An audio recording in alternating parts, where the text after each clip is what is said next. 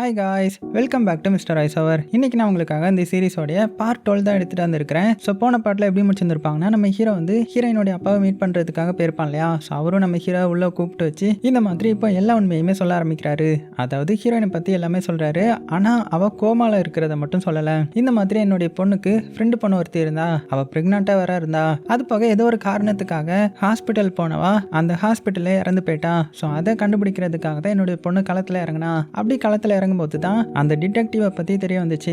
அதான் சீக்கிரட்டாக அடுத்தவங்க கஷ்டப்படுறத ஃபோட்டோ எடுப்பானு அந்த டிடெக்டிவை பற்றி தெரிய வர. ஸோ அவனை போய் மிரட்டி விசாரிக்கும் போது அவன் ஏதோ ஒரு இன்ஃபர்மேஷன் சொல்லியிருக்கிறான். ஏன்னா அவனை வேலைக்கு வச்சது, இந்த மாதிரி ஃபோட்டோ எடுக்க வச்சது இன்னொருத்தன் போல. ஸோ அது யாருன்றது எனக்கும் தெரியல, ஆனால் என்னுடைய பொண்ணுக்கு தெரியும் நினைக்கிறேன். ஸோ அது விஷயமா போன அவ தான் இறந்து போயிட்டா.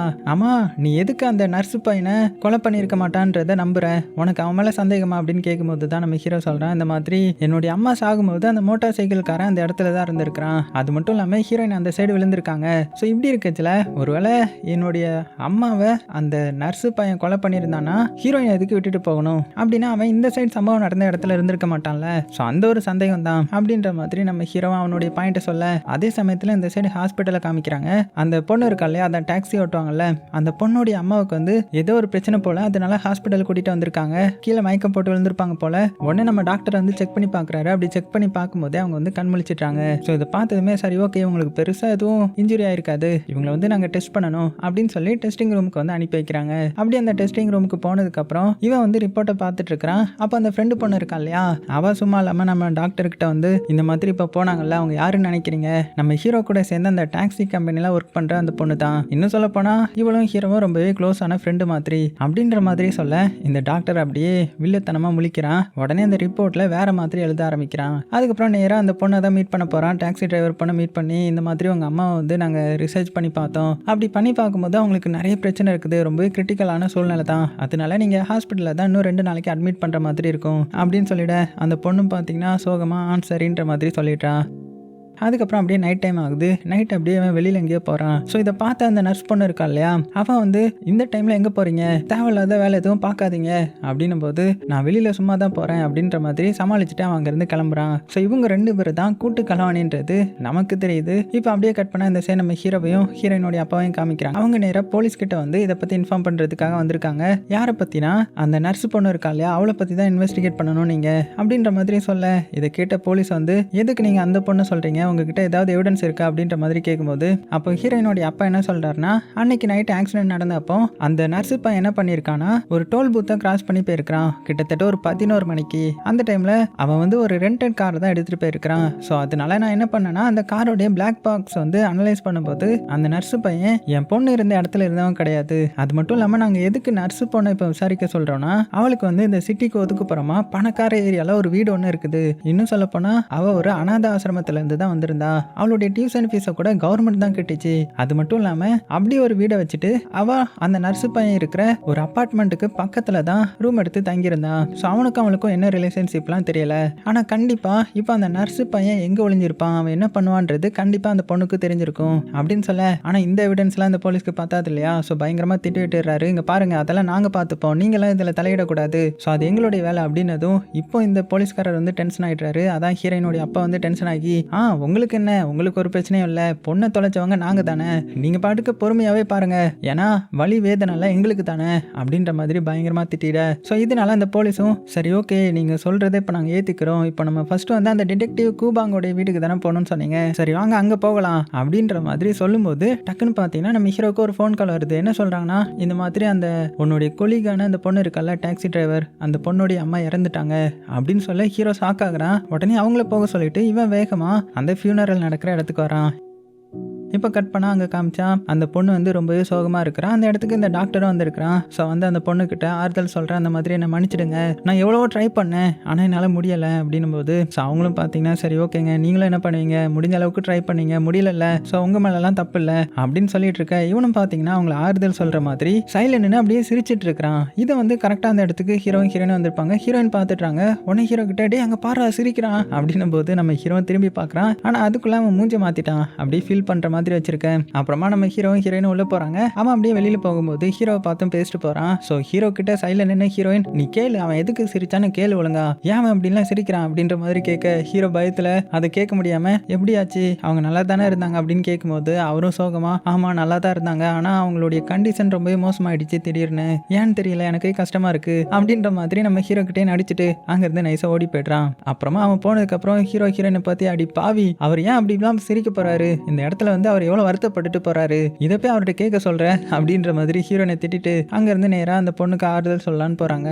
அந்த பொண்ணு பாத்தீங்கன்னா சோகமா உடஞ்சு உட்கார்ந்து இருக்கிறா. இந்த சைடு நம்ம ஹீரோயின் என்ன பண்றாங்கன்னா, அந்த அம்மாவுடைய ஆவி இங்க எங்கேயாவது சுத்துதா, அவங்க கிட்ட கேட்கலாம் அப்படின்ற மாதிரி தேடி பாக்குறாங்க. ஆனா எங்கேயுமே காணோம். அதே சமயத்துல இந்த சைடு ஹீரோடைய கொலிகள என்ன சொல்றாங்கன்னா, ஸ்டார்டிங் சீன்ல அவங்களுக்கு வந்து பிரெயின் இன்ஜுரின்ற மாதிரி சொல்லியிருந்தாங்க. ஆனா அவங்க இறந்ததை பார்க்கும்போது அவங்களுக்கு கார்டியல் இன்ஃபெக்ஷன்ற மாதிரி போட்டிருந்துச்சு. ஸோ திடீர்னு அவங்களுக்கு எப்படி அந்த நோய் வந்துச்சுன்னு தெரியல அப்படின்ற மாதிரி சொல்லிட. ஆனா நம்ம ஹீரோ வந்து என்ன சொல்றான்னா, என்னடா சொல்றீங்க, அவங்களுக்கு அம்னீசியா தானே அப்படின்ற மாதிரி இவனும் பார்த்தீங்கன்னா கொஞ்சம் ஷாக் ஆகுறான். அப்புறமா அப்படியே அங்கேருந்து வெளியில் வராங்க. வெளியில் வரும்போது தான் நம்ம ஹீரோ பார்க்குறான், அந்த டாக்ஸியில் அந்த பொண்ணுடைய அம்மா உட்காந்துருக்காங்க. ஸோ இதை பார்த்ததுமே நம்ம ஹீரோ ஷாக் ஆக, அந்த அம்மாவும் என்னுடைய பொண்ணை கூட்டிட்டு வரீங்களா அப்படின்ற மாதிரி கூப்பிட, அதே மாதிரி நம்ம ஹீரோவும் அவங்களுடைய பொண்ணை கூட்டிட்டு வந்துட்டு இந்த மாதிரி உன்னுடைய அம்மா வந்துட்டு பேசணும்னு சொல்றாங்க, இங்கே தான் இருக்காங்க அப்படின்ற மாதிரி சொல்லிட்டு இருக்க. அதுக்குள்ள நம்ம ஹீரோன் என்ன சொல்றாங்கன்னா, உங்களுக்கும் உங்க பொண்ணுக்கும் தெரிஞ்ச மெமரியை மட்டும் நீங்க சொல்லுங்க, ஏன்னா அப்பதான் அவங்க நம்புவாங்க அப்படின்ற மாதிரி சொல்லிட்டு இருக்கிறதுக்குள்ளேயே இங்க அந்த பொண்ணு பார்த்தீங்கன்னா, என்னடா ஹீரோ என்கிட்ட விளையாடுறியா, நான் கஷ்டத்துல இருக்கிறேன், அதுக்காக நீ இப்படிலாம் பண்ணுவியா அப்படின்னு கோவமா திட்டிட்டு கிளம்ப. அப்ப நம்ம ஹீரோ அந்த அம்மா சொல்றதெல்லாம் சொல்ல ஆரம்பிக்கிறான். இந்த மாதிரி உன்னுடைய அம்மாவுக்கு நீ பாடுறது ரொம்பவே பிடிக்குமா, ஸோ நீ ஸ்டேஜில் பாடினதை ஒரு டைம் மறைஞ்சிருந்தெல்லாம் பார்த்தாங்களாம், ஆனா அவங்க முன்னாடி வரலையா, ஏன் தெரியுமா, அவங்கள நினைச்சு நீ அசிங்கப்பட்டுறக்கூடாது, ஏன்னா அவங்க ஒர்க் பண்ற யூனிஃபார்ம்ல வந்தாங்களாம் அப்படின்ற மாதிரி சொல்ல. அவ்வளவுதான், அவ கண் கலங்கிட்டான். இப்போ அடுத்த சீன்லயே எல்லாரும் கார்ல போயிட்டு இருக்காங்க. அந்த அம்மா சொல்ல சொல்ல பின்னாடி இருந்து நம்ம ஹீரோ எல்லாத்தையுமே சொல்லிட்டு இருக்கிறான். அதாவது அவங்க அம்மா இன்னும் என்ன சொல்றாங்கன்னா, அவங்களுக்கு உன்னை பத்தின நினைவுகள் மட்டும் எல்லாமே அழியாம இருக்கான், அது போக உனக்கு அவங்க அம்மாவா இருக்கிறத நினைச்சு அவங்க ரொம்பவே பெருமைப்படுறாங்களாம், ஏன்னா நீ டாக்ஸியும் ஓட்டிக்கிட்டு வீட்டையும் மேனேஜ் பண்ணிட்டு எவ்வளவு கஷ்டப்படுற, ஸோ எனக்கு ஒரு பொண்ணா பிறந்ததுக்கு உனக்கு நான் ரொம்பவே தேங்க்ஸ் சொல்லிக்கிறேன் அப்படின்னு சொல்லிட்டு இருக்க. இதெல்லாம் கேட்ட இந்த பொண்ணு வந்து ரொம்பவே அழுகிறா. ஸோ இந்த அம்மாவுடைய ஆசையே தன்னுடைய பொண்ணு என்ன வேணாலுமே பண்ணணும், அவளுக்கு பிடிச்சது எல்லாமே பண்ணி அவள் ரொம்பவே சந்தோஷமா இருக்கணும்ன்றது தானா அப்படின்னு ஹீரோ சொல்ல சொல்ல அவங்களும் ஃபீல் பண்றாங்க. அதே சமயத்தில் இந்த சைடு போலீஸ்காரங்களும் அதுக்கப்புறம் ஹீரோயினுடைய அப்பாவும் அந்த டிடெக்டிவோடைய ஆஃபீஸ்க்கு அவனை மீட் பண்றதுக்கு வந்திருப்பாங்க இல்லையா, அதான் அந்த கூபாங். அவனை மீட் பண்ணி வந்தா அவனுடைய கதவை வந்து ஓப்பன் ஆகிருக்குது. ஸோ உடனே உள்ள போய் பார்க்குறாங்க. பார்த்தா அவன் கீழே மூச்சியும் பேச்சும் இல்லாமல் கிடக்குறான். ஸோ செத்துட்டான் போல. ஸோ இதை பார்த்து இவங்க ஷாக்காக உடனே போலீஸ்காரன் இதை பற்றி இன்ஃபார்ம் பண்ணிட. அதே சமயத்தில் இந்த சைடு நர்ஸை பார்த்தீங்கன்னா நேராக வந்து அந்த டாக்டர்கிட்ட, இங்கே பாரு, நீ தேவையில்லாதது நிறைய பண்ணிட்டு இருக்கேன்னு நினைக்கிறேன், ஸோ இதை இதோடய நிறுத்திக்கோ, இல்லைனா போலீஸ் வந்துடுவாங்க, இப்போவே பக்கத்து வரைக்கும் வந்துட்டாங்க தெரியுமா அப்படின்ற மாதிரி சொல்ல. ஆனால் அவன் பார்த்தீங்கன்னா, இங்கே பாரு, நம்ம பண்ண தப்பை தான் நான் இப்போ க்ளீன் பண்ணிட்டு இருக்கிறேன், ஸோ கண்டிப்பாக அவங்க வந்து அதை கண்டுபிடிச்சிட மாட்டாங்க, இன்னும் சொல்ல போனால் ஒன்று மட்டும் தான் நான் நிறைய நம்புகிறேன், ஸோ நீயும் என்னை விட்டு போயிடாத அப்படின்னு அந்த நர்ஸை பார்த்து சொல்ல. அப்போ தான் ஒரு சின்ன ஃப்ளாஷ்பேக் காமிக்கிறாங்க. அதாவது நம்ம டாக்டரோடைய அப்பா வந்து இந்த டாக்டரை ரொம்பவே போட்டு அடிப்பார் சின்ன வயசில். இந்த நர்ஸு தானே வந்து எல்லாத்தையுமே தடுப்பாங்க.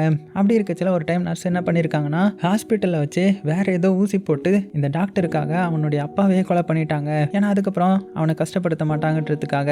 அது மட்டும் இல்லாமல் இப்போ இந்த கூபாங்க கொலை பண்ணது வேற யாரும் கிடையாது, இந்த டாக்டர் தான். அதில் ஏதோ ஒரு சின்ன ஊசி போட்டு கொலை பண்ணியிருக்கிறான். ஏன்னா இந்த டாக்டர் தானே அவனுக்கு வந்து சீக்கிரட்டாக வேலை கொடுத்துருந்துருப்பான். இப்போ போலீஸ் வந்து இன்வெஸ்டிகேட் பண்ண ஆரம்பிச்சிட்டாங்கல்ல, ஸோ அந்த கூபாங் மட்டும் சொல்லிட்டானா இவனுடைய கதை முடிஞ்சிடும்ல. அதனால அப்படி கொலை பண்ணிட்டு அவனுடைய ஃபோனில் இருந்த ஒரு ஃபோட்டோவையும் எடுத்துட்டு அங்கேருந்து கிளம்புறான். ஏன்னா அந்த ஃபோட்டோ வச்சு கூட இவன் மிரட்ட வாய்ப்பு இருக்குது. இப்போ அப்படியே கட் பண்ணிட்டு இந்த சைடு நம்ம ஹீரோ காட்டுறாங்க. அந்த பொண்ணை விட்டுட்டு வீட்டுக்கு வராங்க. அப்படி வீட்டுக்கு வந்து பார்த்து இவங்க மிரண்டு போறாங்க. ஏன்னா வீட்டுக்குள்ளே இருக்கிறது அந்த டாக்டர். உடனே டாக்டர், நீங்கள் இங்கே என்ன பண்ணுறீங்க அப்படின்னு கேட்கும்போது அவர் என்ன சொல்கிறாருன்னா, அந்த மாதிரி நான் அந்த வழியாக வந்தேன், அப்போ தான் உங்கள் பாட்டியை பார்த்தேன், அவங்களுக்கு மெடிசன் வந்து கொஞ்சம் கொடுக்காம இருந்துச்சு, அதை வாங்கி கொடுக்க தான் வந்தேன்ற மாதிரி சொல்ல. ஸோ ஹீரோவும் தேங்க்ஸ் சொல்கிறேன். ஏன்னா ஹீரோவுக்கு இன்னுமே இந்த டாக்டர் மேலே சந்தேகம் வரல, ஹீரோயினுக்கு தான் சந்தேகம் வந்திருக்கும். அது மட்டும் இல்லாமல் அந்த டாக்டர் என்ன கேட்குறாருன்னா, அந்த மாதிரி கொஞ்சம் ரெஸ்ட் ரூம் போகணும், எங்கே இருக்குது அப்படின்னு கேட்டுட்டு அந்த வழியே போகிறாரு. அப்படி போகும்போது நம்ம ஹீரோடைய ரூமை ஓப்பன் பண்ணி உள்ள போறாரு. அப்படியே உள்ள சுத்தி முத்தி பார்க்க, ஆனா நம்ம ஹீரோயின் கெஸ் பண்ண மாதிரி அவளும் இங்க வந்திருப்பா. அட பாவி ஹீரோ, அவன் உன்னுடைய ரூம்ல தாண்டா இருக்கிறான், பா சீக்கிரம் அப்படின்னு கூப்பிட. டக்குன்னு பாத்தீங்கன்னா நம்ம ஹீரோ வந்துட்டான். சார் இங்க என்ன பண்றீங்க அப்படின்னு கேட்கும்போது, அதுவாப்பா தெரியாம இந்த சைடு வந்துட்டேன், பாத்ரூம் எந்த சைடு இருக்குதுன்ற மாதிரி மறுபடியும் கேட்டுக்கிட்டு அந்த இடத்து ஃபுல்லத்தையுமே சுத்தி பார்க்கறான். பார்த்துட்டு அங்க ஒரு பழைய போன் இருக்கிறதையும் பார்க்கறான். அது மட்டும் இல்லாம இந்த மாதிரி நீ போலீஸ்க்கு ஏதாவது ட்ரை பண்ண போறியா என்ன அப்படின்ற மாதிரி கேட்க. உடனே நம்ம ஹீரோவும், அதுவா, அது ஒரு பழைய போனோட சார்ஜர், அது மட்டும் இல்லாம உங்ககிட்டயும் நான் நிறைய கொஸ்டின் கேட்கணும். என்னன்னா அந்த நர்ஸ் பொண்ணு இருக்கான்ல, அவன் வந்து ஒருவேளை அந்த நர்ஸ் பையனுடைய அடியாளா இருப்பாளோ, ஏன்னா எனக்கு அந்த நர்ஸ் பொண்ணு மேலே தான் சந்தேகம் இருக்குது அப்படின்னு டேரெக்டாக டாக்டர் கிட்ட கேட்டுட அவனும் பார்த்தீங்கன்னா கொஞ்சம் ஷாக் ஆகி, என்ன உங்ககிட்ட ஏதாவது எவிடன்ஸ் இருக்கா என்ன அப்படின்னு கேட்கும்போது, இல்லை எவிடன்ஸ் இல்லை, ஆனால் எனக்கு சந்தேகம் அதிகமாக இருக்குது அவ்வளோதான். உடனே இந்த டாக்டர் என்ன சொல்கிறான்னா, அப்படியா, அந்த நர்ஸ் பொண்ணு வந்து அந்த அளவுக்கு மோசமான பொண்ணுலாம் கிடையாது, ரொம்பவே நல்ல பொண்ணு எனக்கு தெரிஞ்ச வரைக்கும். கண்டிப்பாக அவள் அந்த கொலகாரனான நர்ஸ் பையனுக்குலாம் சப்போர்ட் பண்ண மாட்டா. எனக்கு என்னமோ உன்னுடைய அம்மா மரணத்தை உன்னால் ஏற்றுக்க முடியலன்னு நினைக்கிறேன், அதனால தான் நீ இந்த அளவுக்கு ஃபீல் பண்ணி நிறைய பேர் மேலே சந்தேகப்படுற அப்படின்னு சொல்லிட்டு அந்த டாக்டர் அங்கேருந்து கிளம்பிடுவானா. ஆனால் நம்ம ஹீரோயினுக்கு இன்னுமே சந்தேகம் வந்து அதிகமாகுது. இப்போ நம்ம ஹீரோவுக்கும் லைட்டாக சந்தேகம் வந்திருக்கும். அதனால ஹீரோயின் என்ன சொல்கிறான்னா, இங்கே பாரு, நம்ம அந்த வீட்டுக்கு போவோம், அதான் அந்த நர்ஸ் பையன் இருந்தாலே அந்த வீட்டுக்கு போய் வேற ஏதாவது கிடைக்கான்னு தேடி பார்க்கலாம் அப்படின்ற மாதிரி சொல்ல நம்ம ஹீரோவும் சரின்னு சொல்லிட்டு அந்த வீட்டுக்கு போகிறான். அங்கே தான் அந்த பொண்ணுடைய ஆவியும் இருக்கும். அப்போ அந்த பொண்ணுக்கிட்ட இவங்க என்ன கேட்குறாங்கன்னா, நீ அந்த நர்ஸ் பையன் வந்து கெட்டவன் கிடையாதுன்னு சொல்கிறல, அப்போ அவன் எதுக்கு ஹாஸ்பிட்டல் இருந்து அந்த மருந்தெல்லாம் திருடணும், பேசாமல் உன்னே ஹாஸ்பிட்டல் கூட்டிகிட்டு போயிருக்கலாம்ல அப்படின்னு சொல்ல, ஒன்று அந்த பொண்ணு என்ன சொல்கிறான்னா, இல்லை அது ஏன்னு எனக்கு தெரியாது, ஏன்னா அவன் வந்து ஹாஸ்பிட்டலை நினச்சாலே ரொம்பவே பயப்படுவான், அவனுக்கு ஹாஸ்பிட்டல்னாலே பிடிக்காது. அது மட்டும் இல்லாமல் லாஸ்ட் டைமில் அவன் இந்த வீட்டில் இருந்து கிளம்பும்போது ஏதோ ஒரு பேப்பரை தான் படிச்சுட்டு வேகமாக கிளம்புனா, மேபி அந்த பேப்பர் வந்து இந்த வீட்டில் தான் இருக்க வாய்ப்பு இருக்குது அப்படின்னதும் உடனே நம்ம ஹீரோயின் எல்லாரும் சேர்ந்து அந்த நோட்ஸ் வந்து தேட ஆரம்பிக்கிறாங்க. கண்டிப்பாக அதில் ஏதாவது க்ளூ கிடைக்கும், அது மூலமாக நம்ம அடுத்த கட்டத்துக்கு போயிடலான்ற மாதிரி தேட ஆரம்பிக்கிறாங்க. அப்படி ஒவ்வொரு இடமா தேட கடைசியாக நம்ம ஹீரோவுக்கு அந்த பேப்பரும் கிடைக்குது. அதில் என்ன எழுதியிருக்குன்னா, இந்த மாதிரி உனக்கு உதவி தேவைப்பட்டுச்சுன்னா என் கிட்ட வா அப்படின்ற மாதிரி யாரோ எழுதியிருக்காங்க.